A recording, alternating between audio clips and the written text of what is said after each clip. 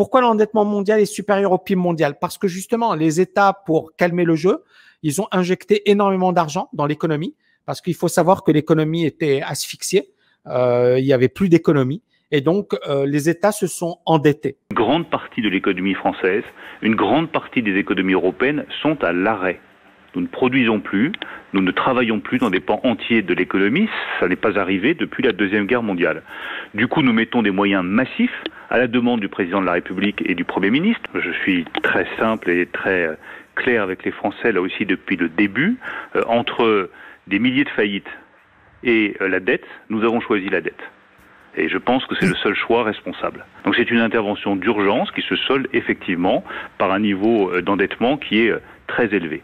Et donc le problème, c'est que la dette peut permettre effectivement à court terme de régler les problèmes, mais à long terme, si les taux d'intérêt augmentent, si les investisseurs ne font plus confiance, si il y a finalement, parce que la dette, c'est quoi? C'est de l'impôt déguisé.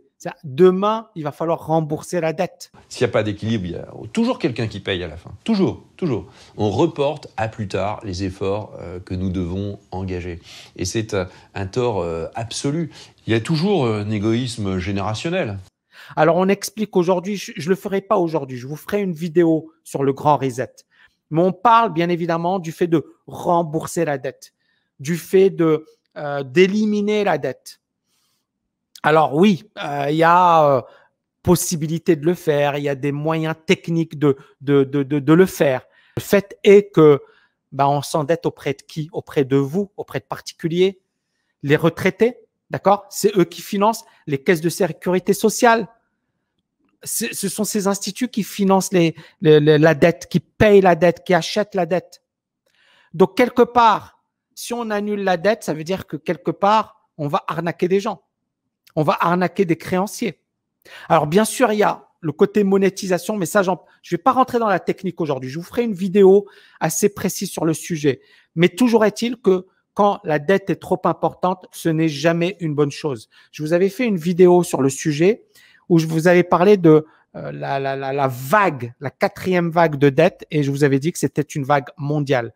Le monde n'a jamais été aussi endetté qu'aujourd'hui. Et il y a 2 économistes, Rogoff, et j'ai oublié le nom de la deuxième, mais qui explique que quand les dettes publiques sont extrêmement importantes, généralement, on a par la suite des crises très graves, très profondes.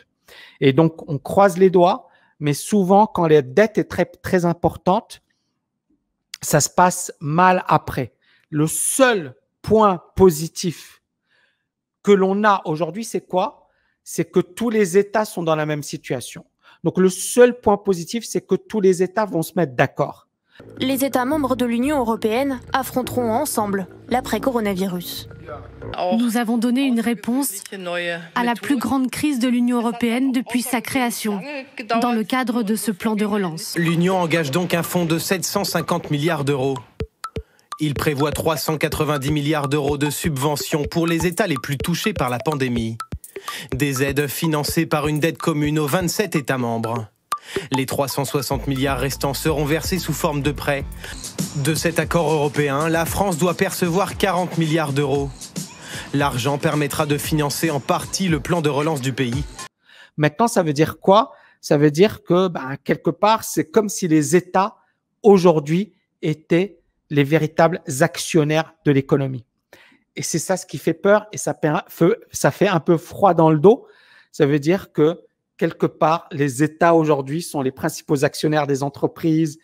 Ils détiennent les obligations, et donc ça, c'est inédit. C'est assez inédit dans l'histoire économique. Donc, il va falloir être vigilant. Donc, point positif, c'est ça, c'est que tous les pays sont dans la même situation. Donc, tous les pays ont intérêt à coopérer. Maintenant, il ne faut pas oublier que les élections américaines, c'est dans pas longtemps.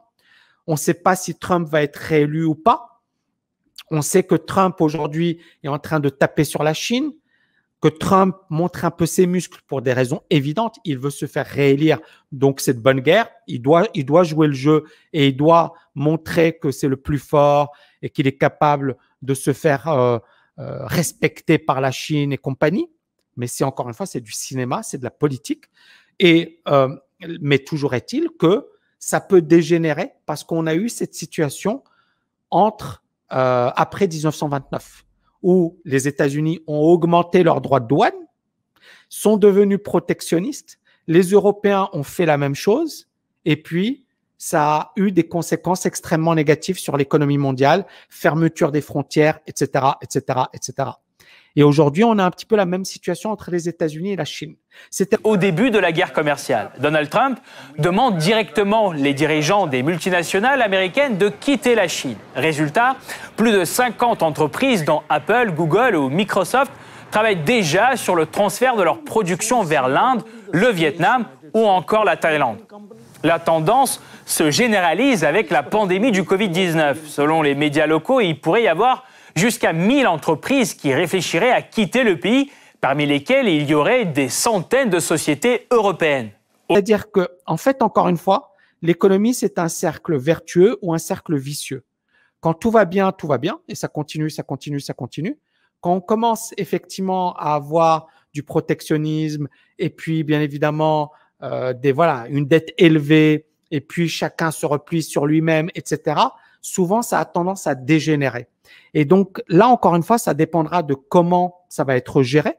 Et c'est très, très important de le savoir, c'est que la crise de 2008, la crise des subprimes, elle a été prévenue ou du moins limitée parce que on a à l'époque un président de la Fed qui s'appelle Bernanke, qui avait fait une thèse sur la crise de 1929. Donc, dans sa thèse sur la crise de 1929, il avait étudié un petit peu les causes de la crise. Et il avait compris qu'à l'époque, la crise, c'était qu'on n'avait rien fait. On avait laissé les banques tomber en faillite, on avait participé à une certaine déflation, etc. Et il a dit, on ne va pas refaire ça. Donc, en 2008, les États-Unis, mais également en Europe, la Fed et la BCE ont soutenu les banques. Bonjour et bienvenue sur Breaking News. Moins de 2 ans après son entrée en fonction, le président Bernanke a dû faire face à la plus importante crise financière depuis la Grande Dépression. En cas de panique, lorsque les gens retirent leur argent des institutions financières, la Banque centrale octroie des prêts à court terme pour conserver la stabilité des banques. C'est ce que nous avons fait en 2008 et en 2009.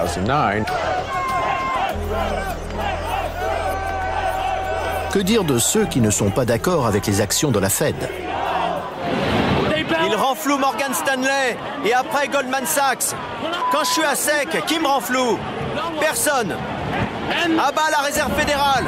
Alors bien sûr, tout le monde a crié au scandale parce que les banques juste après, elles sont redevenues profitables et elles ont gagné plein d'argent et elles ont distribué des bonus. Donc tout le monde a dit mince, on a payé de notre poche et là on voit les banquiers qui et on les a appelés les banksters parce que justement ils ont dérobé l'argent du contribuable. Sauf que si on n'avait pas aidé à l'époque les banques, la crise aurait été plus grave. Donc on a appris de l'histoire. Donc aujourd'hui, est-ce que, on va refaire les mêmes erreurs ou est-ce qu'on va apprendre de l'histoire? Je n'en sais rien. Pourquoi? Parce que ça dépendra, encore une fois, des réactions, je pense que c'est un jeu de poker menteur. Par exemple, les États-Unis peuvent menacer la Chine et la Chine peut aujourd'hui menacer les États-Unis. Mais personne n'a l'intérêt de faire la guerre à l'autre. Personne, aucun des deux pays n'a intérêt à réellement, attaquer l'autre, parce que sinon, ça risque effectivement d'être très, très méchant. Et donc, aujourd'hui, on est véritablement dans un jeu de poker menteur. Donc, c'est ça, c'est la politique, mais ça peut dégénérer très rapidement.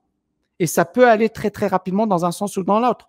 Donc, ça va être intéressant de l'analyser sur un plan, qu'est-ce qui va se passer sur un plan économique, qu'est-ce qui va se passer sur un plan politique, géopolitique, et quel est l'impact que ça va avoir sur les marchés financiers. Pour nous, le plus important, c'est quoi? C'est d'analyser les choses de manière froide. Ce qui a permis aujourd'hui au marché de monter, ce sont les valeurs technologiques qui sont devenues des valeurs refuges, mais tous les autres secteurs sont déprimés et sont en grave difficulté et peuvent aujourd'hui, par exemple, quand on voit une action comme la Société Générale, la Société Générale, c'est pas top. Société Générale, vous voyez, on est sur des plus bas historiques et je vais le mettre en 3 mois à très long terme. Je vais retirer les volumes. Comme ça, ça va vous permettre d'y voir plus clair. Vous voyez, on est sur des plus bas historiques sur la Société Générale. On est sur des plus bas historiques. C'est incroyable. C'est-à-dire même les gars qui ont acheté en 96 perdent de l'argent sur la Société Générale.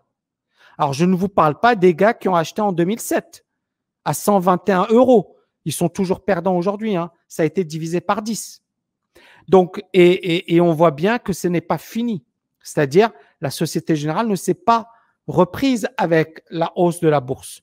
Donc, on voit bien qu'il y a quand même aujourd'hui des choses qui sont très négatives. C'est-à-dire, il faut regarder la réalité en face. Aujourd'hui, la Société Générale, plus bas historique. Vous voyez ce que je veux dire? Et ça, c'est pas rien. La Société Générale, c'est l'une des plus belles banques françaises. C'est même la Société Générale, je sais pas moi, c'était moi quand j'étais étudiant, genre c'était le nec plus ultra. Faire un stage à la Société Générale, c'était genre waouh. Travailler à la Société Générale, c'était genre waouh, c'était super. Ils avaient une armée de polytechniciens, centraliens, genre ils recrutaient les plus brillants. Ils recrutent toujours les plus brillants. Mais là, c'est plus bas historique, quoi. Il y a quand même un souci.